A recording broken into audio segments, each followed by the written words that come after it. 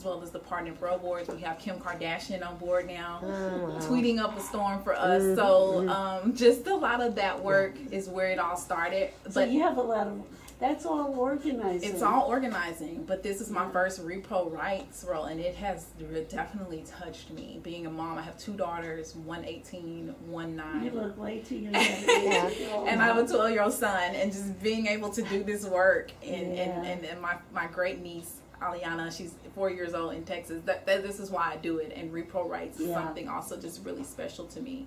Yeah. Being able to do it has been awesome. Yeah, and having a daughter really makes you... You're more cognizant, definitely, because you don't want them living in a world where they have to worry about that. No, and you think of the daughters all over the world and these mothers struggling. Right. Yeah. What were when you were telling the stories? What were some of the countries that you were, or want to tell a couple of those stories? Yeah, there's. I think it's important to mention that with the effects of the global gag rule, the continent of Africa has been really hard hit by Trump implementing this odious policy, particularly family health options in Kenya. They often see clients who are desperately ill from unsafe abortions gone wrong. They don't provide abortions, but rather they refer women to where they can get safe, free abortions. And one girl in particular, the nurse who runs that clinic, told the story of a young girl who came in. She was pregnant as a result of a rape by her uncle, and she was afraid and just didn't have money, didn't have hope, and she wanted to basically kill herself because in her community, incest is an abomination. So she was very fearful of being ostracized as a result of being raped and carrying the baby of her uncle. So instead of the victim being supported, they're ostracized. Ostracized. Definitely. Distance from So it had gotten her into such a depressed state, and she came into family health options in Kenya just at the end of her rope, and they were able to refer her to a clinic where she was able to get a free, safe abortion, and basically just turned the path of her whole life was turned because she was able to get an abortion and not have to deal with the stigma and the stress of being ostracized, not just only ostracized by her family, but fear of retaliation from what her uncle might do once he found out that she told her, and so, her daughter would probably be ostracized. Right, too. the child, So it's a ripple effect, essentially. Also, at Family Health Options, they will lose about almost 60% of their donor funding. They've had to cut back on mobile outreach clinics. If they didn't get this money. Right. There's been a reduction already in mobile outreach clinics, whereas they would go out 4 times a month. They've cut down to going out once a month. They've seen a rise in sexually transmitted infections. And even more so, when I'm talking to people who are on the fence about supporting repealing the global gag rule, I present it as, not just an abortion issue, but a healthcare issue. Because as a result of them losing funds, they've had to cut back on, children getting vaccinated, people getting HIV preventative care, Zika prevention, and just the plethora of other health care that they desperately need. And a lot of times people don't realize. They don't.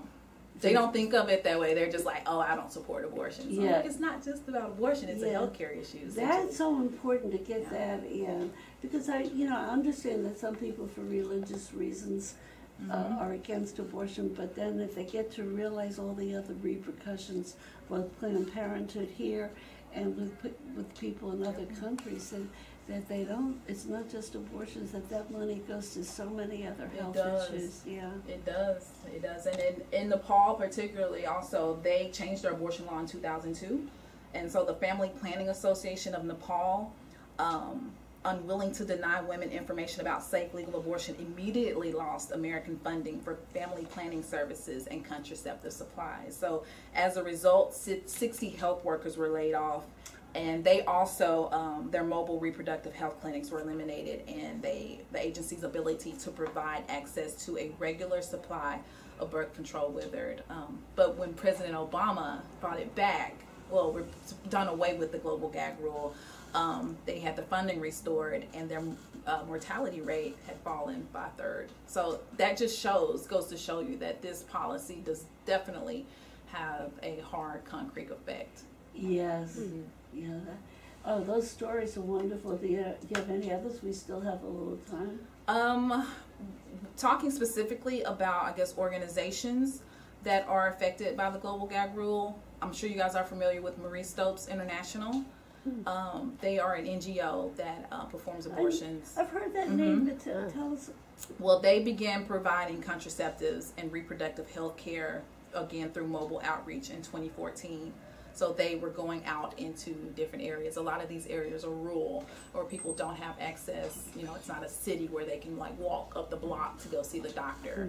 So they began doing mobile outreach in 2014. And in what country was this? This was it's somewhere in Africa. I'm not sure the exact country. Yeah, but they opened their first clinic in 2016 with support of the U.S. government, with money from the U.S. government. And that year alone, they served some 30,000 clients and provided contraceptives to more than 16,000 women and girls. That prevented thousands of unsafe abortions and unwanted pregnancies. And that was during like Obama, where they didn't have the gag rule. They didn't have the gag rule. But now, because they provide safe abortion in other countries where abortion is legal, that's the issue. Abortion is legal. It's not, an issue. It's, it's totally legal in these countries, but Trump's global gag rule will disqualify them from receiving the money to do the crucial work that needs to be done. So it's definitely had some detrimental effects. So there's so many repercussions and so many, it's so whatever. Yes, it's so horrible. It is. It's terribly harmful. Yeah. So thank goodness that this you fight for her.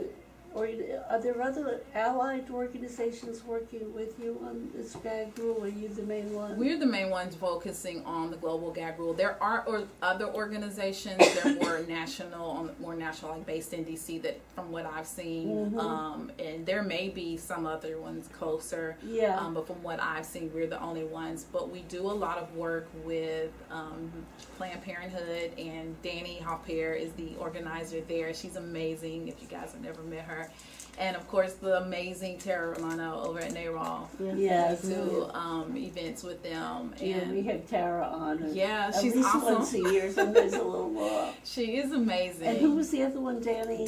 Danny Hopper. She is the organizer for Planned Parenthood South Atlantic region. Yeah, but we are actually, I've done an empty chair town hall for her, and we're getting ready to have one in April. I don't know if you guys, have you ever attended an empty chair town hall? Yeah, so we'll definitely be focusing on reproductive rights and that issue and how it affects North Carolinians. That's the one you were talking about earlier that you probably have on campus. Or near campus. And you're thinking around the 14th? We are planning for the 14th.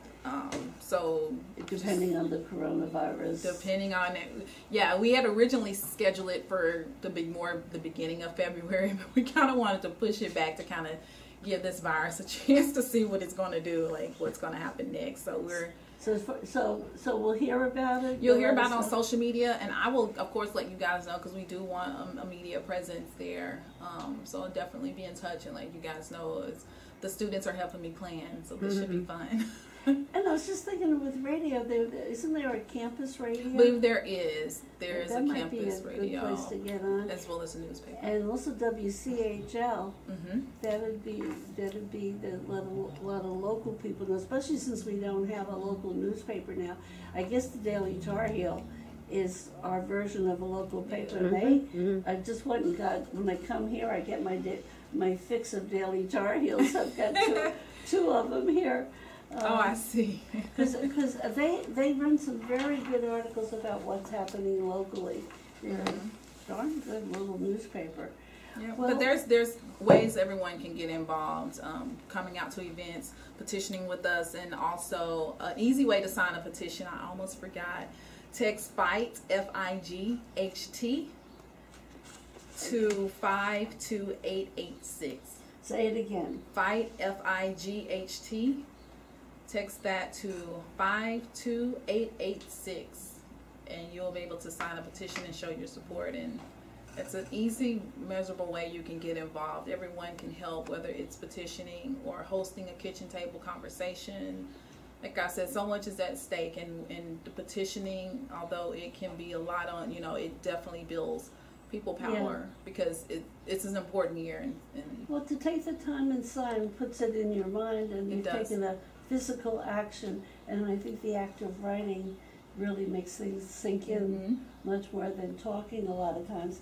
So, okay, we've been talking to Tina Baker about Fight for Her, about the global gag rule, and her number. Let me see. So you can go to Instagram and what's the other? The Instagram and Twitter are the same. Twitter. Handle. Oh, okay. Fight for Her, NC. That's the number 4. Yeah, and with the number 4, and then also fight. Let me see. I will fight again. The number 4. I will fight for her.org. And that gives you all the information. There's facts and figures if you want to read any more about it. If you even want to talk to me, I'm very much available. And if you want to talk to Tina, it's 404-423-3751. Correct. Tina, thank you so much. Thank you for having me. Good luck to you. Thank you.